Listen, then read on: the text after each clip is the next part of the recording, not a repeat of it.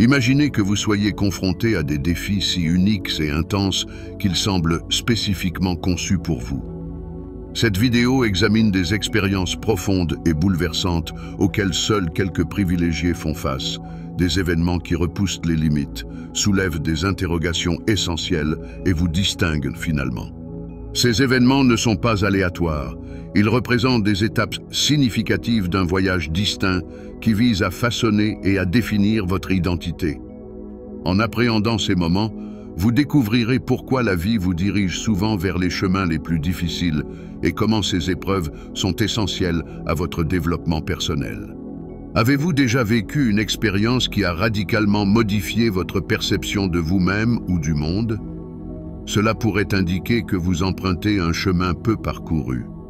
Cette exploration non seulement satisfera votre curiosité, mais vous dotera également de la force et de la perspective nécessaires pour affronter ces défis. Comment ces expériences façonnent-elles votre caractère et que peuvent-elles vous enseigner sur le sens de votre existence? Découvrons les impacts profonds de ces épreuves uniques sur ceux qui sont choisis pour les endurer. La première et plus importante expérience à laquelle vous serez confronté en tant qu'élu est d'être perçu comme étrange ou bizarre.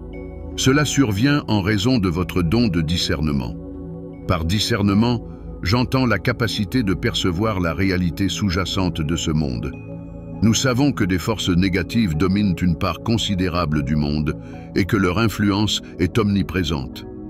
Nous, les élus, sommes capables de discerner les énergies négatives chez autrui, tout en ressentant la connexion avec des forces positives. Comme le conseille un ancien texte, nous devrions accueillir les étrangers, car certains ont accueilli, sans le savoir, des âmes bienveillantes. Lorsque vous êtes imprégné de conscience spirituelle, vous pouvez percevoir non seulement les forces négatives, mais également les forces positives. Ce discernement est un don particulier. Chaque personne élue possède cette connexion spirituelle.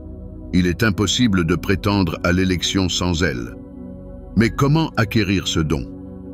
La première étape consiste à approcher le divin avec un cœur ouvert et un véritable désir de découvrir la vérité.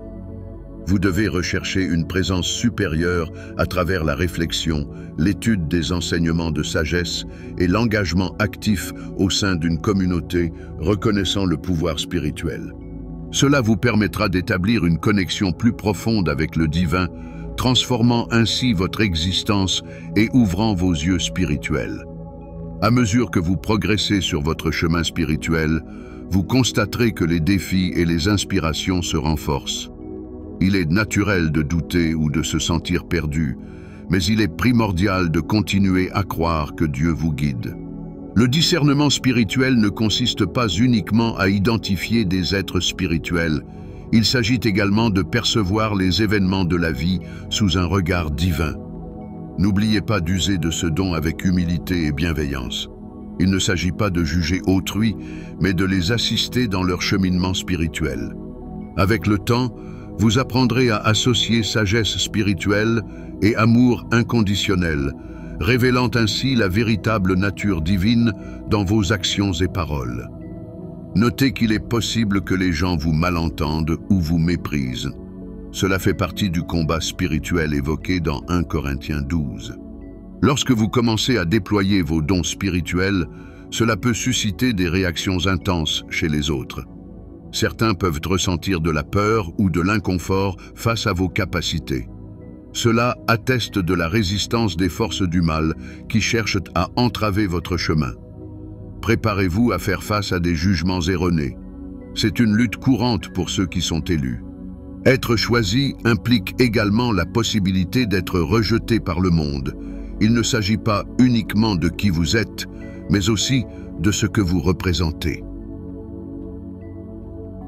Jean 15, 18, 21 souligne que si le monde vous rejette, rappelez-vous qu'il a d'abord rejeté le Christ. Cependant, il existe de l'espoir. D'autres personnes choisies vous trouveront et établiront des amitiés authentiques fondées sur des liens spirituels, suivent et obéissant au Christ. Il est important de garder à l'esprit que parfois, le conflit peut surgir au sein même de votre famille, comme l'avertit Matthieu 10, 34-36. Les membres de votre famille, les proches, pourraient ne pas comprendre votre appel. Ils peuvent agir à votre encontre sans en saisir les raisons, souvent en raison de leur lutte spirituelle ou de leur peur. Il est donc essentiel d'être résilient et de prendre conscience des réactions des autres face à votre cheminement spirituel. Que ce soit face à des défis externes ou à des conflits familiaux, faire preuve de patience et de bienveillance vous aidera à maintenir votre paix intérieure et à garder des relations solides, même en l'absence de compréhension ou de soutien de la part des autres. Il est également crucial de rechercher du soutien au sein de votre communauté spirituelle et parmi ceux qui partagent votre foi et votre objectif. Ces relations vous encouragent et vous fortifient, vous aidant à rester fidèle à votre mission même en période de difficulté. Lors des épreuves, interagir avec ceux qui reconnaissent et apprécient vos dons spirituels peut fournir le soutien nécessaire pour surmonter les obstacles. À mesure que vous progressez dans votre parcours spirituel, vous rencontrerez des défis plus intenses et acquérez une compréhension plus profonde. Des doutes peuvent surgir, mais il est impératif de continuer à faire confiance à la direction divine. Le discernement spirituel transcende la simple reconnaissance des entités spirituelles. Il englobe la compréhension de la vie à travers la perspective divine. Employez ce don avec humilité et amour, non pour juger, mais pour aider autrui. Au fil du temps, vous apprendrez à équilibrer sagesse spirituelle et compassion, reflétant la nature divine dans toutes vos actions. Une autre expérience clé réside dans la manière dont votre esprit peut susciter l'enthousiasme des autres. Avez-vous déjà remarqué que certaines personnes semblent vous haïr sans raison apparente ou réagissent intensément sans que vous ayez agi? Cela peut être attribué à votre aura, empreinte du Saint-Esprit, qui dérange leurs esprits perturbés. Bien que cela puisse sembler personnel, il est souvent le résultat de leurs luttes spirituelles intérieures. Ces défis font partie intégrante de l'expérience d'être choisi. Ils vous renforcent pour la tâche que Dieu vous a assignée. En réfléchissant à ces éléments, sachez que vos expériences témoignent de votre statut d'élu et de l'action du Saint-Esprit à travers vous. En portant le Saint-Esprit, votre présence peut provoquer des réactions chez ceux qui sont influencés par des forces obscures. Même Jésus, qui a vécu dans la perfection et aidé les nécessiteux, a été confronté à l'opposition. Il est donc évident qu'être bon ne préserve pas de devenir la cible de ceux sous l'emprise du mal. Enfin, il est essentiel de reconnaître que l'absence du Saint-Esprit peut révéler la véritable nature des individus autour de vous.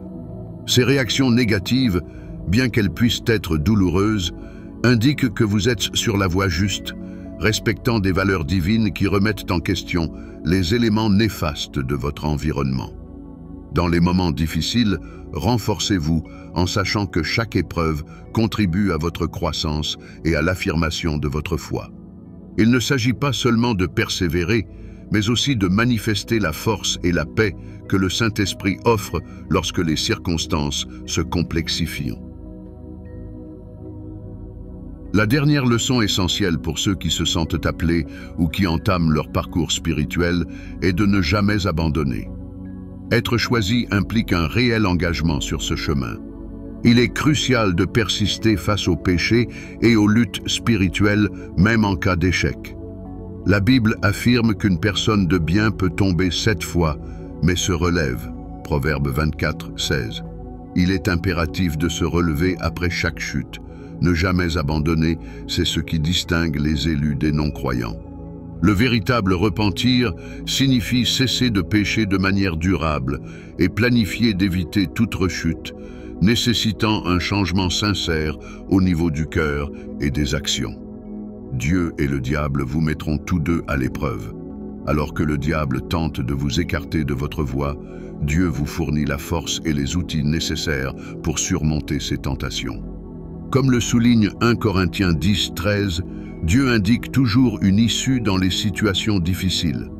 Ainsi, pour ceux qui sont véritablement choisis, il est essentiel de continuer à lutter, d'endosser l'armure de Dieu, de résister aux défis et de refuser les tentations. Ce parcours, bien que difficile, en vaut la peine. Rester fidèle et fort dans l'adversité non seulement renforce votre esprit, mais améliore également votre caractère.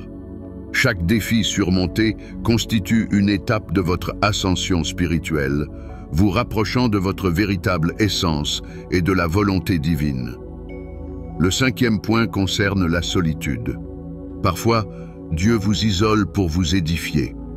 Dans la Bible, de nombreux prophètes et disciples ont connu des phases significatives de croissance spirituelle. Considérez Daniel dans la fosse aux lions.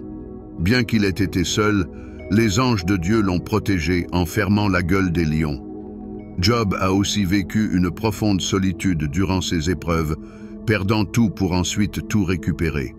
Cela démontre que les plans de Dieu prévoient des moments de préparation et de renforcement. Jésus, ou Yeshua, s'est également retiré en prière sur une montagne, illustrant l'importance de se déconnecter du monde pour se rapprocher de Dieu. Joseph a été isolé après la trahison de ses frères, ce qui faisait partie du plan divin pour son relèvement. David a enduré des moments de solitude en étant poursuivi par Saül, ce qui l'a éprouvé tout en le protégeant. Élie fut également préservé dans la solitude pour échapper à la colère de Jézabel. Ces récits bibliques montrent que la solitude peut servir à tester la foi, forger le caractère et préparer à des missions plus importantes. Ces périodes de solitude peuvent sembler ardues, mais elles constituent en réalité des occasions de préparation et d'affinement. Elles nous invitent à renouer avec notre dimension spirituelle, à réfléchir sur notre objectif et à renforcer notre résilience pour l'avenir. À l'instar des figures bibliques, nous pouvons tirer des leçons de leurs épreuves pour affronter nos propres moments de solitude avec foi et courage. Rappelons-nous que, tout comme le feu renforce le fer, les épreuves que nous surmontons nous façonnent et nous élèvent. Le 6e point aborde la promesse de Dieu de doter les individus de divers talents ou dons spirituels. Il est crucial de se rappeler que ces habiletés ne doivent pas être utilisées pour se valoriser, mais pour assister autrui.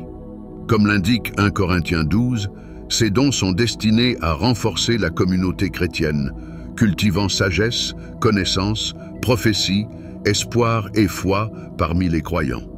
Si vous n'avez pas encore identifié vos dons spirituels, restez obéissants et engagés dans le bon chemin, avec la confiance que Dieu les fera fleurir en temps voulu. Lorsque de nouveaux défis se présentent à des niveaux plus élevés, cela offre aussi des opportunités de croissance spirituelle. Les obstacles peuvent surgir au fur et à mesure de notre avancement, mais les affronter nous aide à développer nos facultés spirituelles. Il s'agit d'un processus de croissance continue où surmonter des défis renforce notre lien avec Dieu. Ainsi, lorsqu'on traverse des moments difficiles, souvenons-nous que chaque victoire approfondit notre compréhension de nos dons spirituels et nous prépare à mieux assister les autres. Au lieu de nous laisser décourager par les difficultés, nous devrions les considérer comme des occasions de développer et de partager les talents que Dieu nous a accordés. Le 7e point se concentre sur les bienfaits offerts aux élus, tant par Dieu que par leur entourage. Comme le mentionne Luc 2,52, même Jésus, au début de son ministère, a reçu l'approbation de Dieu et du peuple. Cette double approbation n'implique pas que tout le monde vous appréciera. Vous rencontrerez résistance et hostilité, mais trouverez également des individus inspirés par Dieu pour reconnaître et soutenir votre mission. Ces faveurs ne sont pas à des fins personnelles, mais pour vous aider à accomplir la volonté divine. Lorsque vous recevez davantage de dons et de faveurs, il est crucial de rester humble. L'humilité doit constituer la base de votre parcours d'élu, garantissant une gestion appropriée des bénédictions et des responsabilités. Cette faveur divine vise non pas à nourrir des intérêts personnels, mais à renforcer votre capacité à réaliser le dessein de Dieu. Accepter des dons et des faveurs supplémentaires requiert une modestie fondamentale. L'humilité permet de gérer efficacement vos bénédictions et responsabilités avec discernement et intégrité. En conservant une attitude modeste, Vous reconnaissez que vos dons et faveurs ne représentent pas uniquement votre mérite, mais proviennent d'une puissance supérieure. Cette prise de conscience vous incite à garder l'esprit et le cœur ouverts en les utilisant pour le bien commun plutôt que pour un intérêt égoïste. L'humilité préserve de l'orgueil, qui peut fausser votre jugement et vous éloigner de la bonne voie. Elle favorise votre connexion à votre humanité ainsi qu'à celle des autres, vous rappelant que chacun traverse des hauts et des bas dans la vie. L'humilité favorise la gratitude et la reconnaissance des bénédictions ainsi que du soutien des autres. Cela engendre un cycle de bonté renforçant tant l'individu que sa communauté. Au fur et à mesure que vous recevez des dons et des faveurs, laissez la modestie vous guider, vous aidant à surmonter les défis avec intégrité et sagesse pour atteindre votre objectif ultime. Ces 7 points illustrent le parcours des élus. Qu'il s'agisse de faire face à des batailles spirituelles, d'accepter des périodes de croissance ou d'utiliser leurs capacités pour aider autrui, chaque étape les rapproche de leur mission divine. Ce chemin est davantage axé sur le service à l'humanité et au divin.